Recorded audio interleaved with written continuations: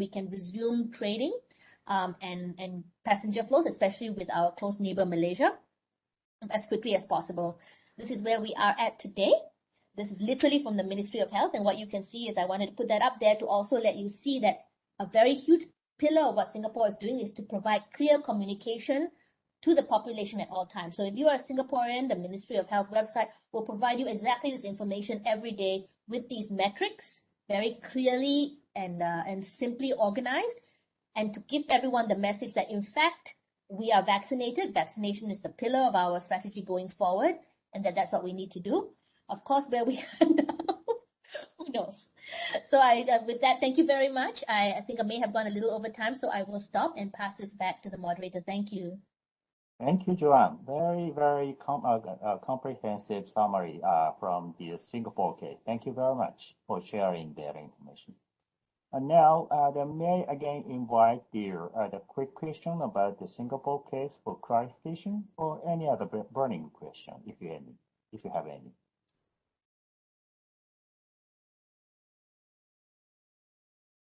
Hello, I'm Lilin.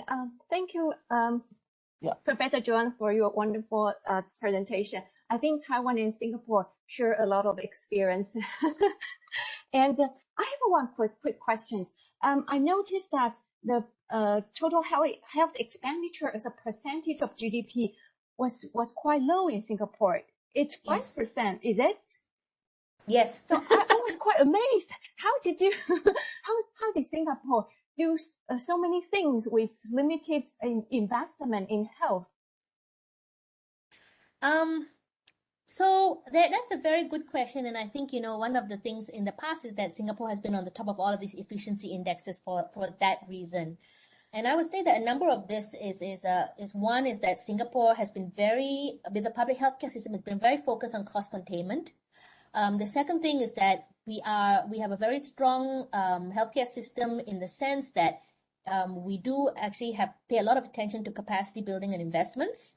But the third thing is that in Singapore, we do have a first dollar that hits the patient. So we have a co-pay system in our public healthcare group. So even if you go to a public clinic, you have to pay, even fully subsidized, $12. Right? So in some sense, the idea in Singapore is that individual responsibility must be there. So there must be, it's one of the founding things that was built into the Singapore healthcare system, even at the beginning.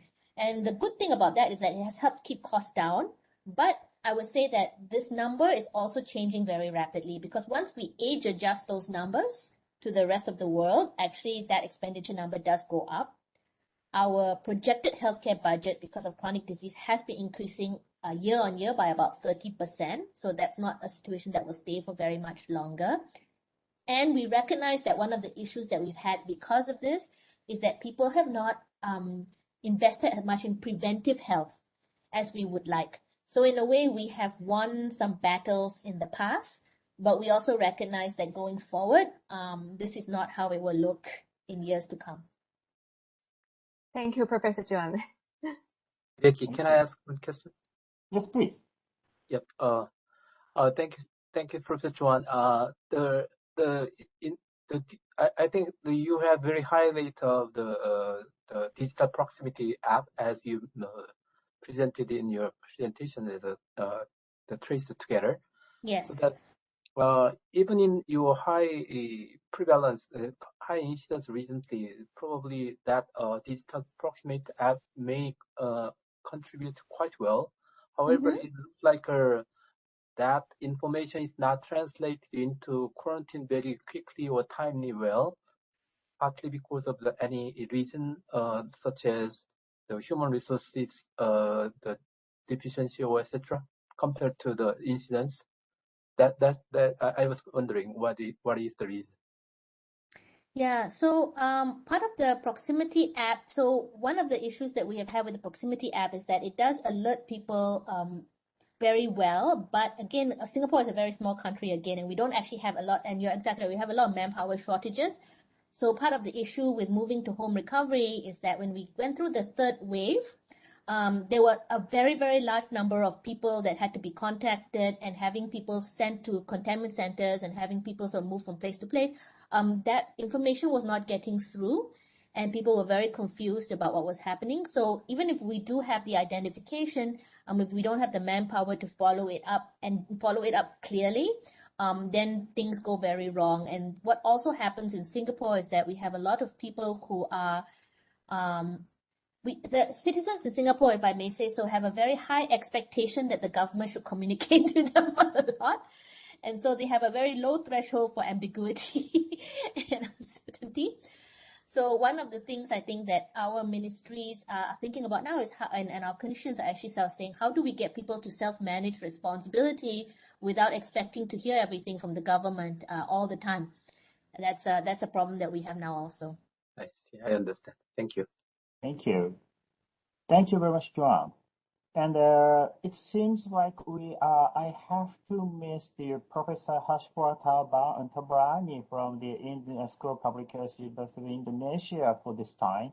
So let us move on to the general discussion for the second session. But before that, since I have asked the stringent time limit for the presentation from the Dr. Prinja. Shankar, may I invite if you have any additional mention, especially you skipped about some policy reaction part in India. If you want to use the display again, I will ask the supporter to support your display share.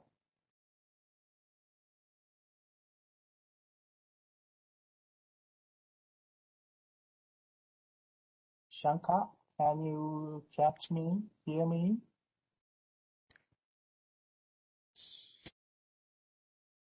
Seems not. Okay. Maybe he has some the quick job right now. Now then, for the rest of the 8, we do have the 8 minutes left. So let us open this open discussion. And also, in addition, I can see on the chat where Rachel asked the specific question to Ji-won, the South Korean case. So maybe we can also treat this at the same time. Okay. Any question to Singapore case further or India case? If not, then let me treat first the Rachel's question to Ji-won. Ji-won, can you answer and respond to the Rachel's the question about the in this past 2 days what happened in South Korea? Yeah, the question is relatively tough question since we had not scientifically analyzed the reason yet.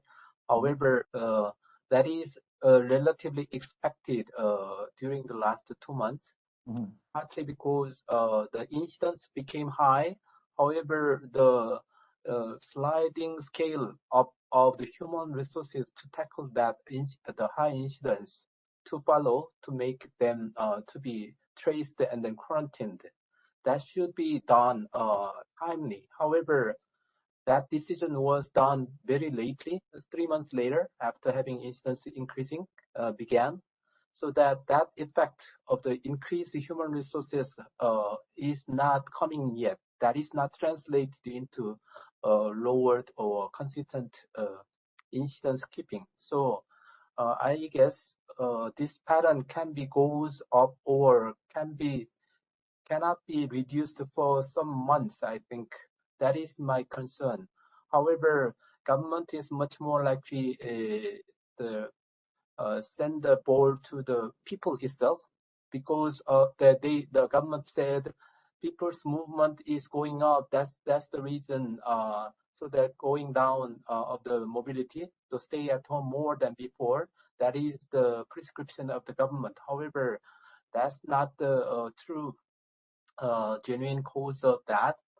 Maybe they don't want to be blamed by the not raising of the human resources or digital approximate application adaptation as Singaporeans do.